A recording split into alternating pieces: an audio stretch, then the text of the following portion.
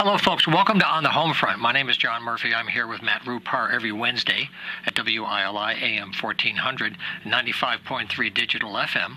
Our programs are also video recorded for our YouTube channel for our guests to get links to expose their information and their stories.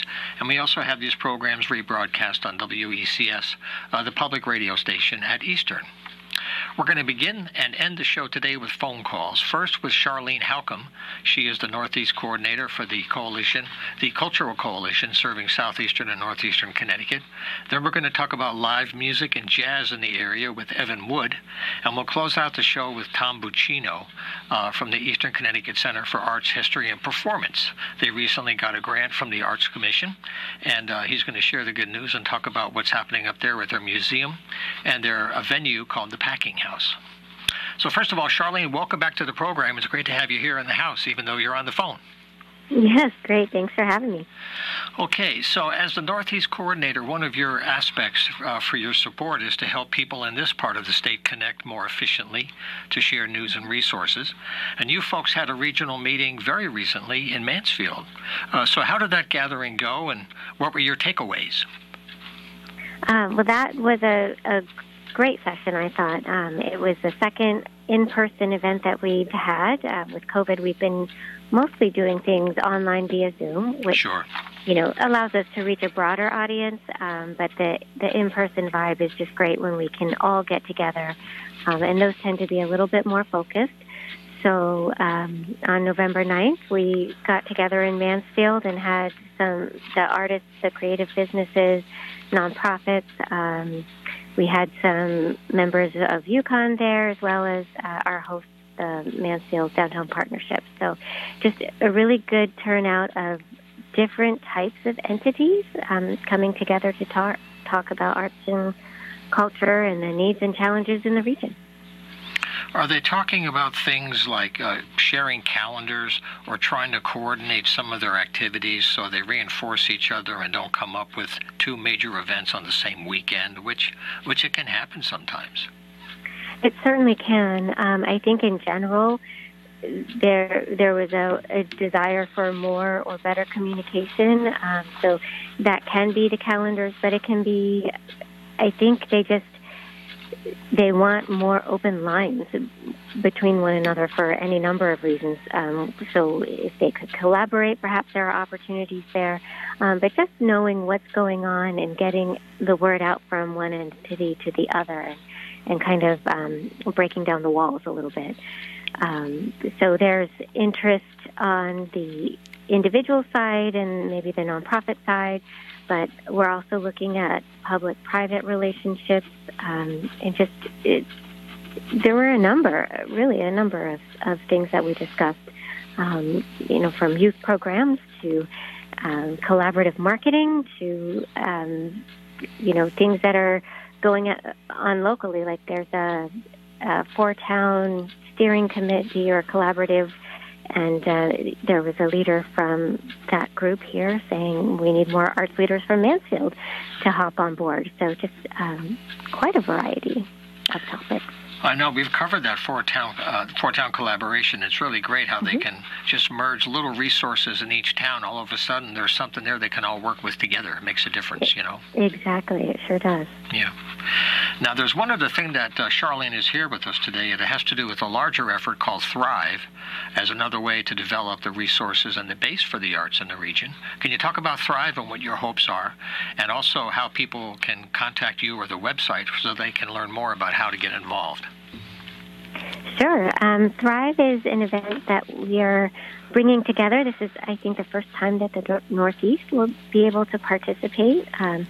But it's for the Northeastern region and the Southeastern region, and we're all going to come together and gather at the Mashantucket Pequot Museum, I believe the Museum and Research Center. Right. And so it's for organizations to come, it's for individuals to come and just learn about this year. The theme for this year is healing. With the pandemic, with everything going on, we're taking a look at, how some organizations, what they've learned throughout the pandemic, some lessons learned.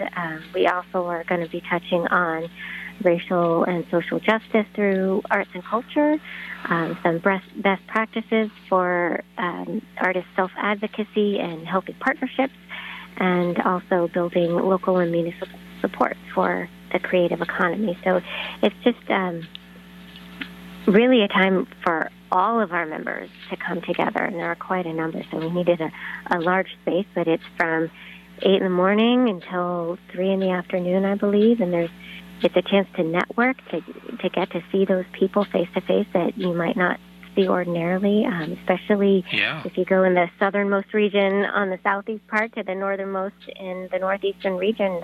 That's pretty big difference. So, it's a time for everyone to come together, to swap materials, to be able to talk about what's going on, and just meet and mingle in ways that we haven't been able to do as an organization since 2018. So, so we're looking forward. That's going to be held on December 6th, and tickets are on sale now.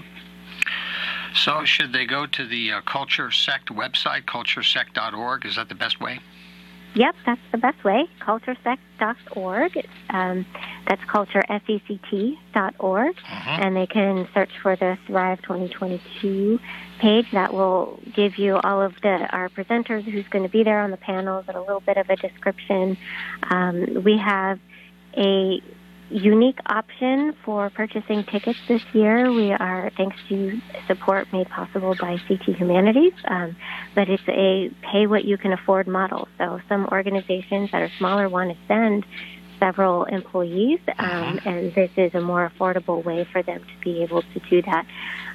So we don't want cost to be a barrier. There are some suggested ticket prices.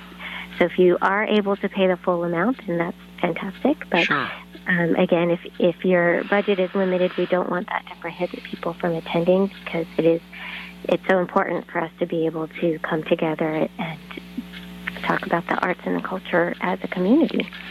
That's really sweet in a real way. It makes it more of a family gathering kind of thing. And it makes the trip worthwhile when you can share it, because there are a lot more takeaways you can bring back with you as a group and kind of brainstorm afterwards, do your own things, right? Something we mentioned, I think, in one of our previous conversations was the growing connection between the arts and healing, and that there are more practitioners that are working and using different forms of art for personal, spiritual healing, many kinds of treatments.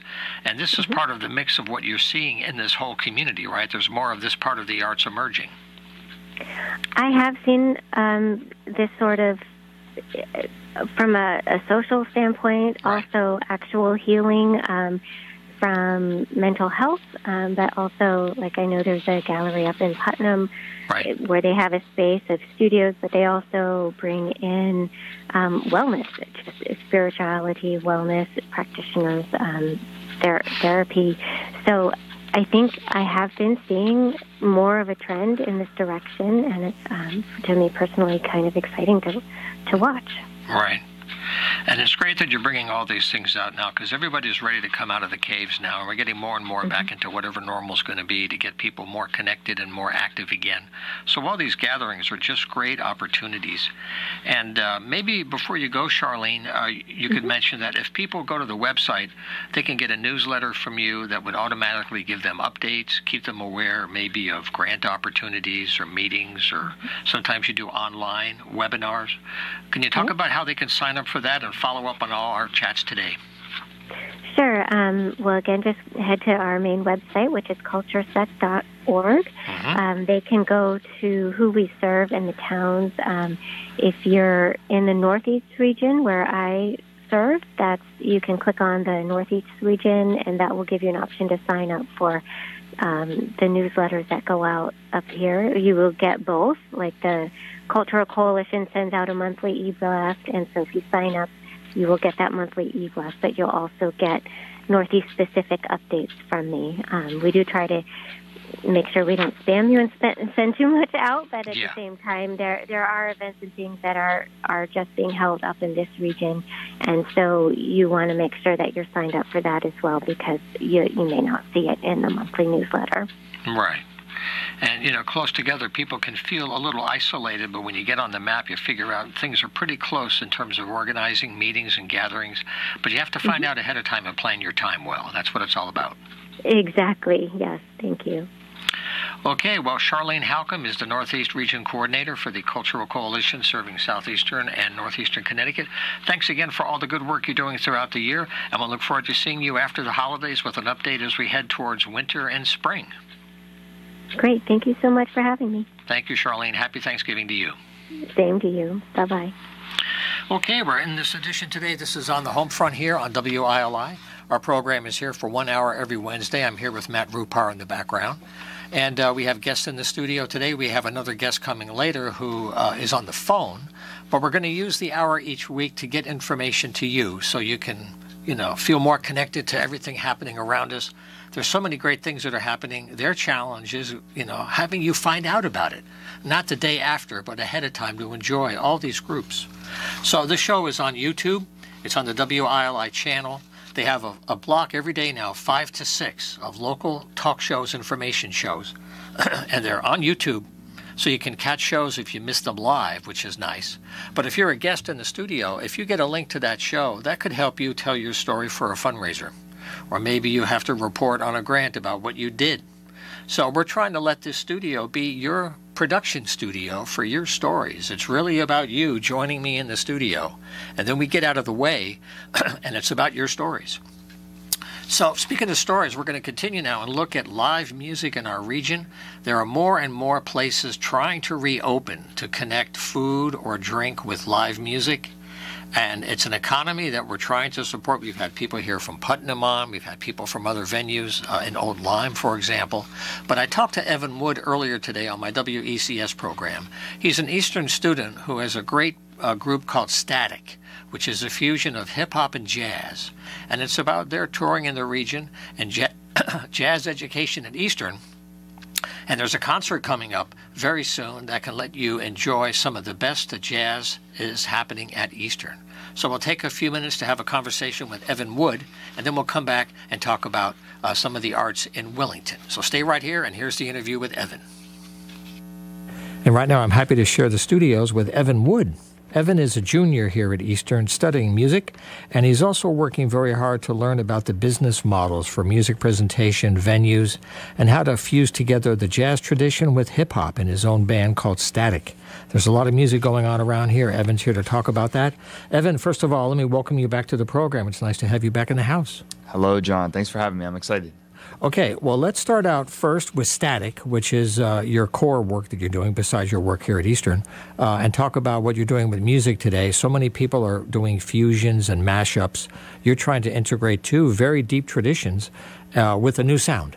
Yeah, thanks for bringing that up. So Static is a band that I started in high school with some high school musician friends, and we met in a jazz program in high school. And it just turned out that, that type of music, hip-hop, is what I really fell in love with in high school. And the more I looked into it, the more I discovered how related it is to jazz. And we were able to kind of come up with a way to do live hip-hop, which is really cool. A lot of improvisation. Sure. Keeping up with the jazz tradition, but through a different style of music. And certainly different kinds of writing, too. Definitely. Yeah. And among his work here at Eastern, there's many events coming up here that are opportunities to see Evan in different contexts. But you've got something with Static that we should start about, talking about the Thanksgiving weekend coming up, right? Yes. So let's hit that right off the top. We're very excited about that. We have our Thanksgiving night show at the Stomping Ground. So that's Thanksgiving night, the 24th, 8 to 11 p.m., we did this show last year actually, and it was a very big success for us. So I asked Terry, the owner of the Stomping Ground, if we could do it again, and hopefully it's going to be a really good turnout. Well, after the traditional meal during the day, it's a way to kind of walk it off a little bit, get out there, enjoy some music. Definitely, it's a social event. It'll be fun. Yeah, and so we've had Terry on the program before. The Stomping Ground, a very good venue up in the Putnam area. Again, that's on the 24th. So let's talk about your other gigs coming up first, and then we'll get into your work here at Eastern with the jazz ensembles, too. You're involved in a very important performance. Part of the reason why we have Evan here today is November 28th on a Monday night. They're going to have concerts with the Eastern Jazz Ensemble and the Jazz Combo, and you're one of the student directors. So we'll talk about that as well. Yes. But let's focus on your music right now and how people can connect. And the reason why we're doing this is something that we were talking about a few minutes ago before we went on the air live, is that there are more places to see live music than you may realize within a 40-minute drive. And you're finding out as you look to find places to play and share the music, venues are looking to have music come back now. Definitely. It's been really eye-opening to see, and as a person that has to, as you said, book live music, I'm discovering all these different places that have music, and almost everybody wants to have music, and they're trying. So it's really up to the people now to go out and see it, and we can keep supporting it and keep it going. Right. I guess one thing you have that's a regular thing that you do once a month in Mystic is at the Port of Call. It's a restaurant on Tuesday nights. So who do you have with you on those nights in Mystic? Yeah, so I'm supporting Adam Anderson's quartet. He's a bass player from the Mystic area. He's playing bass, and then on guitar is Phil Palanin, and he also does the jazz every week at the Stomping Ground on Thursdays. So he's a very busy guy, and then Chris Beaudry on the saxophone. And it's a really good group. We're there every Tuesday night from 7 to 10. The Port of Call has fantastic food, fantastic drinks, really, really great service, and it's a good hang for a Tuesday night. Now, up north a little ways, northeast of us, is Webster, Mass. Not that far, just over the state line. You mentioned there's something the day after. Oh, actually the 25th, I should say. Yes. So the Friday after Thanksgiving, right, we are going to be at Andy's Neighborhood Canteen, which is a relatively new bar and restaurant, and live music venue that popped up in Webster, and they have a really good focus on the music. They have a stage and a good sound system, which really shows a dedication to the music that they host. So we'll be there from 7 to 10 on the 25th, and that's the hip hop band Static. What's the response been when you do Static on the road now, trying to combine these two sounds, and you're perhaps getting kind of different reactions from younger audiences that maybe aren't yet connected to jazz, but they hear the rhythm and the words and it draws them in, or some jazz heads and how they respond? What's the response been so far?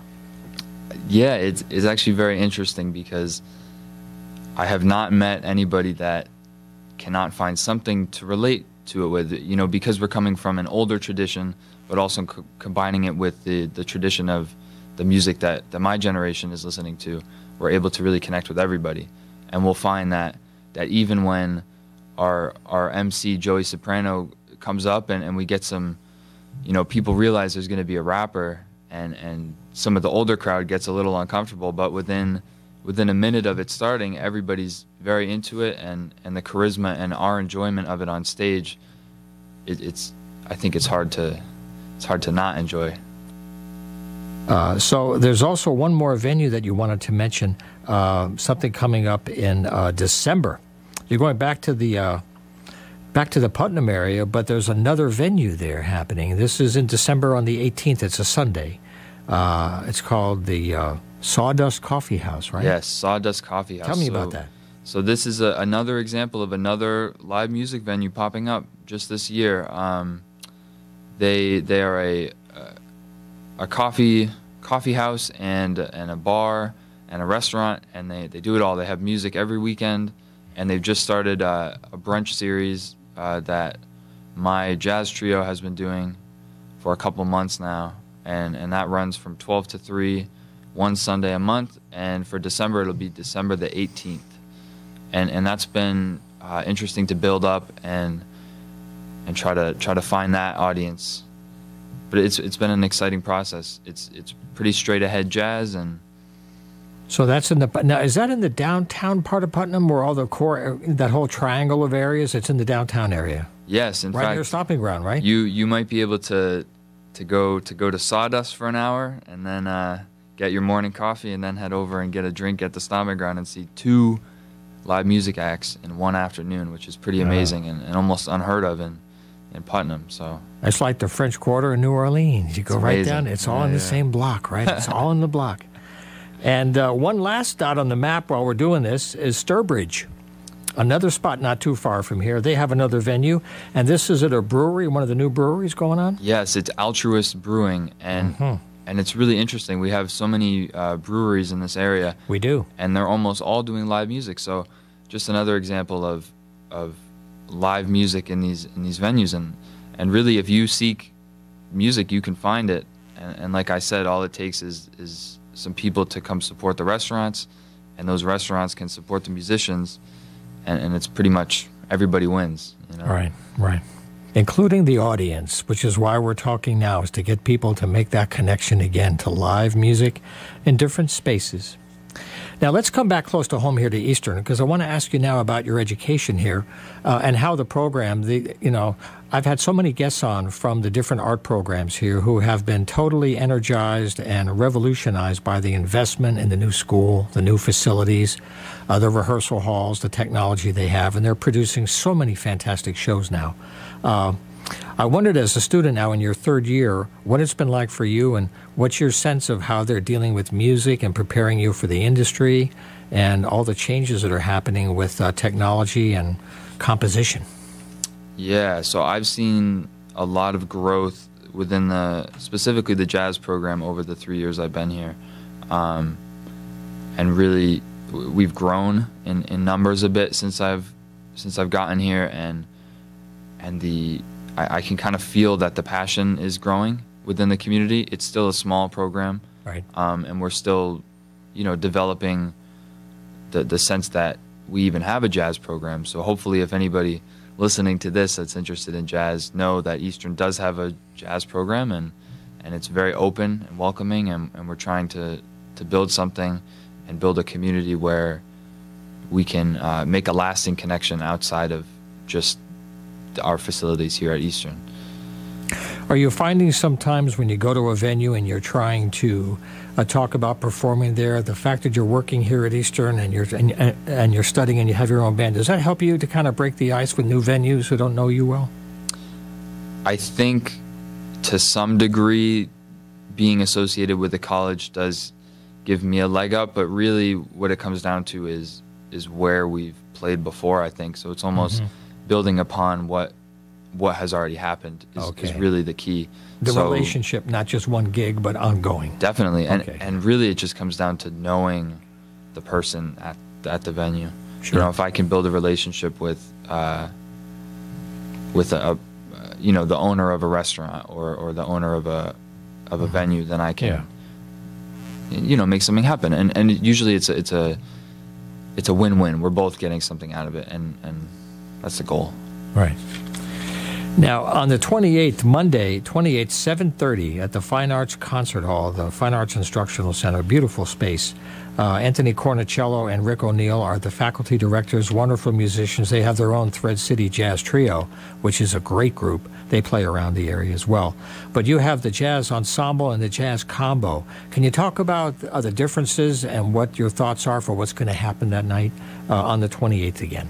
Yeah, so with Jazz Combo, this year specifically, we've really put a focus on memorizing the music we're playing so that we can really focus on improvising. So very heavy focus on improvisation and really knowing what we're playing, kind of a focused approach rather than kind of a random sense of improvisation. Like let's really know what we're going to play and attempt to make something meaningful happen.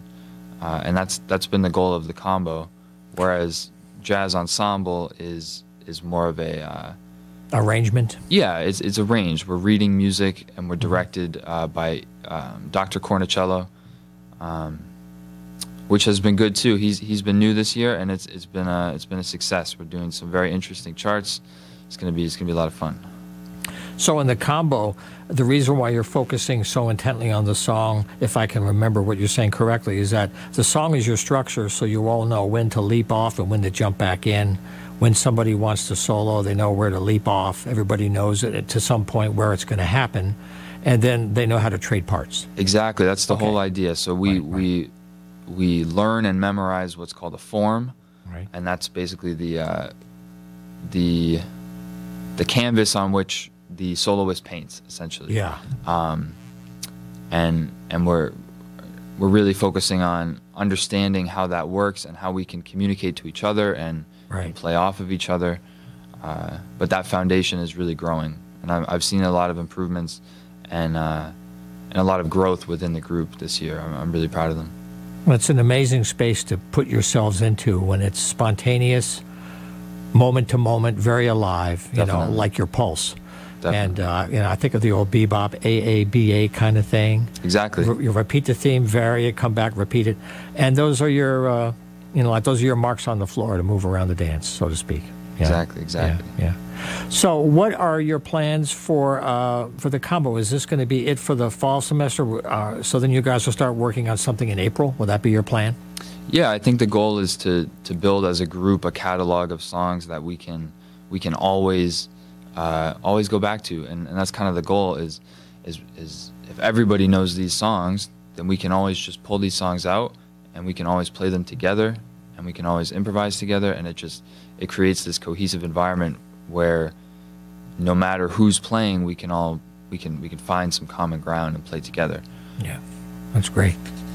Well, I wish you the best of luck. I want to mention one more time, this is the Eastern Jazz Ensemble and Jazz Combo. It's Monday night the 28th, after the holiday, 7:30 in the Fine Arts Concert Hall. Evan, if somebody wanted to stay on top of your gigs and to follow your work, I know there's a way they can reach you through social media best, or is it a website? Just so you can have a way for people to stay in touch.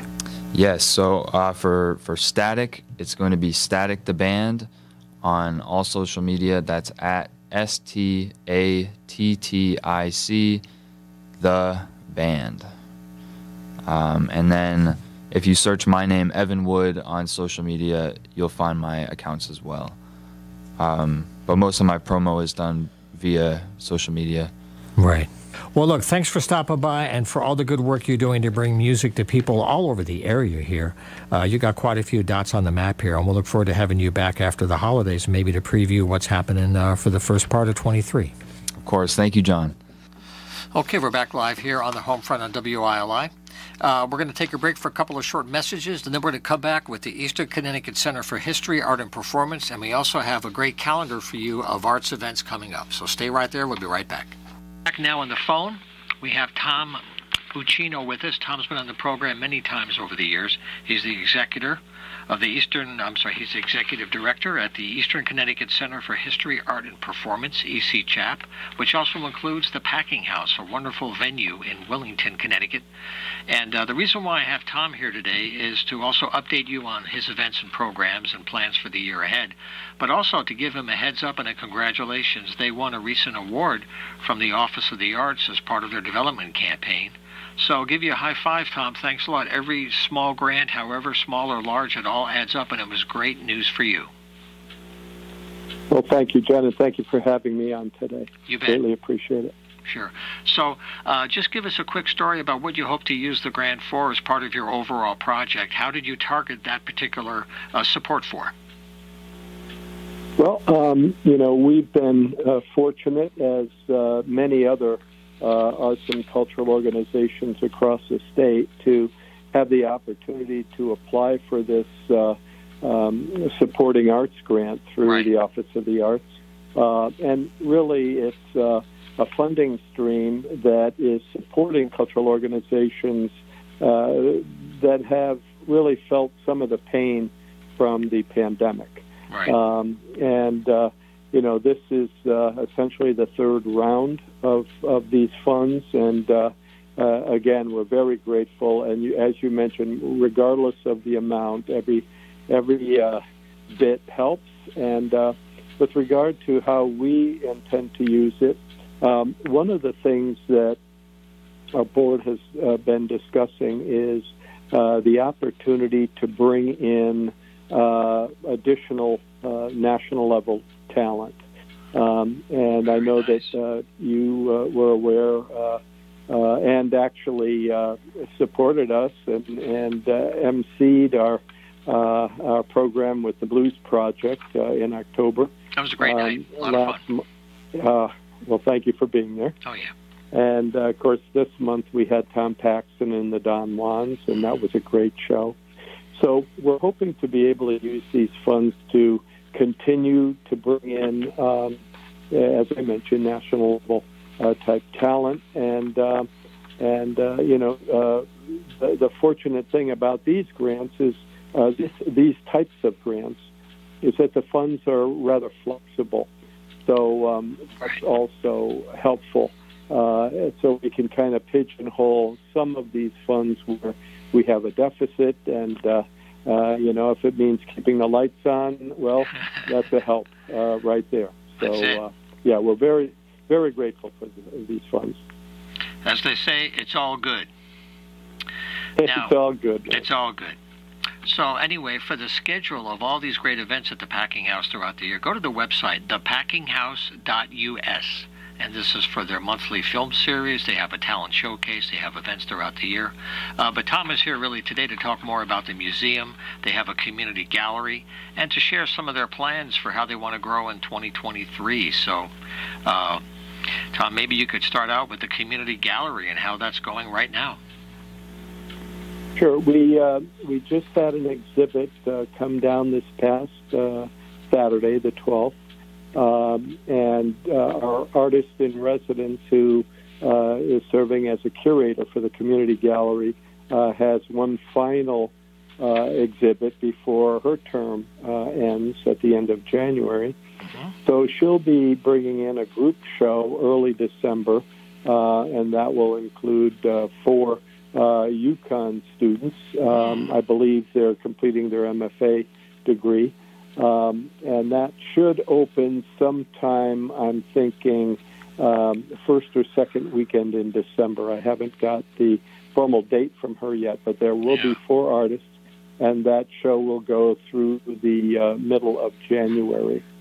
And speaking about the Artist in Residence program, Kate will be leaving us the end of January, and she actually renewed her term. It's typically a 1-year term.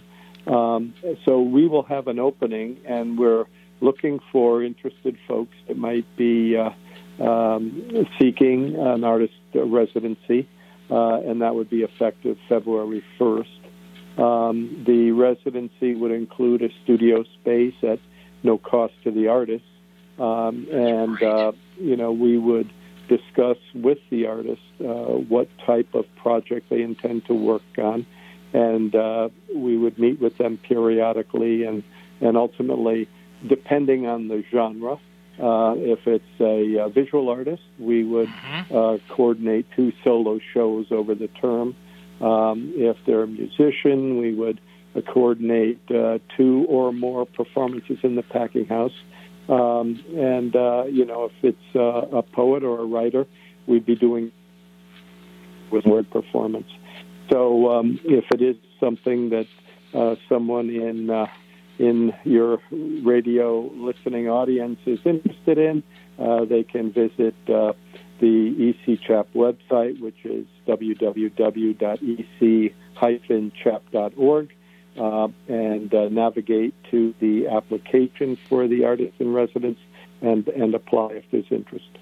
That's a great opportunity because it's locally based in our region, but to have a chance to show your art is just a wonderful opportunity. And of course, half the battle is getting people to know ahead of time that it's there, and we hope to spread the word. And we'll talk about this here and also on WECS and let the word get out as well. I'm sure there are people around that would love the opportunity. You bet. This is good work. Now, something else you're open. Also, please go ahead. No, I was just going to mention while we're on the gallery that the intent of a community gallery that we're offering is to provide a platform for local and regional artists to show their work publicly. So the curator would reach out to interested artists, put the exhibit together, and the installation would take place. We typically have an opening for each show. And then our gallery open hours are from 10 to noon each Saturday. So the gallery is open to the public.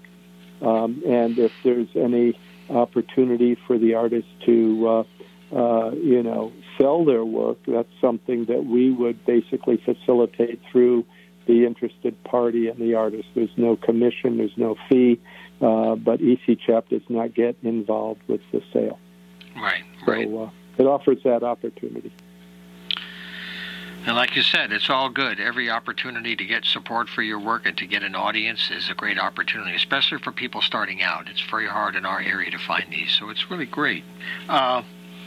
Now, one thing you mentioned, too, for 2023 is that you wanted to expand to your existing board to build up the base for more activities. Could you share a little bit about the kind of things you might like to do and how board members can participate and support the arts in a way that goes beyond just attending things? Sure. You're right on track with that. We're really seeking interested parties that might be a good fit for our board. Currently, we have 6 members, and I think we'd be looking for 1 or 2 more at this point in time. We, as you may recall, we were very much in awe and grateful to the State Historic Preservation Office and DECD for awarding us a Good to Great grant. And our plans for that include 3 phases, actually. One, to make some structural repairs and moisture mitigation solutions to the main building. Right. But kind of more sexy would be we're looking to take one of the outbuildings that spans the spillway and preserve and renovate that space into an artisan cafe. Wow. And then a third component would be to take a small self-standing structure also spanning the spillway and preserve and renovate that into a dedicated artisan residence workspace. So those are some big things going on here, and bringing in a board member or 2 that might have the skill set to help facilitate those kinds of projects would be great. You mentioned the museum as well, and we just brought on a kind of a part-time assistant director position. Nice. Who also oversees and curates the museum. His name is Ryan Elgin. He happened to intern with us from ECSU and just doing a great job. And in addition to trying to grow our programming in the museum, he's also solely taking on our social media marketing as well as our volunteer coordinator. So he's also a busy guy. But, our objective, as you mentioned, for 2023 is really to take our organization, to the next level. It's been really great to share the story from when you opened a few years ago, Tom, and to see how much has been done. Time flies, but it goes one day at a time, right? And that's the whole thing, especially physical work with taking a historic building from the last century and trying to, fix it up to make it useful. And also, folks, it's 156 River Road in Wellington, just on Route 32 as you head north of us in Willimantic. It's a restored mill. The packing house itself, if you haven't been there yet, it's a beautiful venue with wood and glass and really nice acoustics right next to this mill. And the idea of an artisan cafe and these spaces around there make that whole turn of the road there, that big bend in the road, a really cool spot to hang out for the day. So I really can see how this can happen. Well, thank you. All right, Tom, so I just want to mention the websites again if you want to stay in touch with this good work and get involved with the board or any of the meetings. It's www.ec-chap.org, and also for the venue, thepackinghouse.us. So, Tom, I wish you a good Thanksgiving, and thanks for all the good work you do every year to get our culture alive and well, and we appreciate your work up here in the Quiet Corner. John, thank you again. Happy holidays to you as well, and hope to see you soon. Okay, take care. Adios. Okay, well, we have a few minutes to go here before we close, and I mentioned before I'm getting lots of mail and notices, and I thank you very much. I want to use these last few minutes that we have to remind you that our program is here every Wednesday. It's a live show, live on the radio, AM 1400 WILI, a 95.3 digital FM if you're in that mode.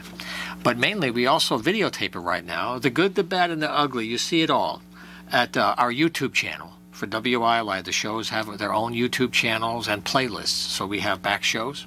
But what is for you, if you're a guest, you can have a link to this video, and we can help you share your story in your own network. Okay, so that's the idea. But a few things to do before we close today. We have a few minutes. The folks up at the Ashford Arts Council wanted me to remind you that they have a holiday artist market.